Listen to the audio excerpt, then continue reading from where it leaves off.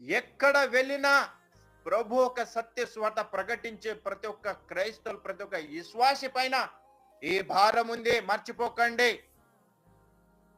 ప్రభు కోసం తెలివి చేసే, ప్రభు కోసం సువార్త ప్రకటించే భారం మన పైన ఉంది గనుక ప్రభు చెప్పాడు, భారం మోస్తూ వెళుతున్న సమస్త జనులారా నా ఇద్దరు రండి, మీకు విశ్రాంతి కలుగ చేస్తా అన్నాడు.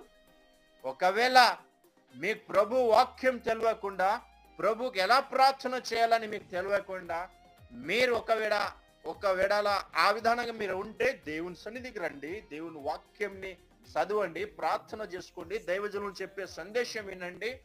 ఆ దైవజనుల ద్వారా దేవుడు గద్దించి ఆ గద్దింపుకు లోపడండి. దేవుని మార్గంలో నడిచి దేవుని ఒక బిడ్డగా, కుమారునిగా జీవించి సత్య మార్గంలో మీరు జీవించి సత్య మార్గంలో నిలబడి దేవుని సాక్షులుగా మీరు మారండి. అప్పుడు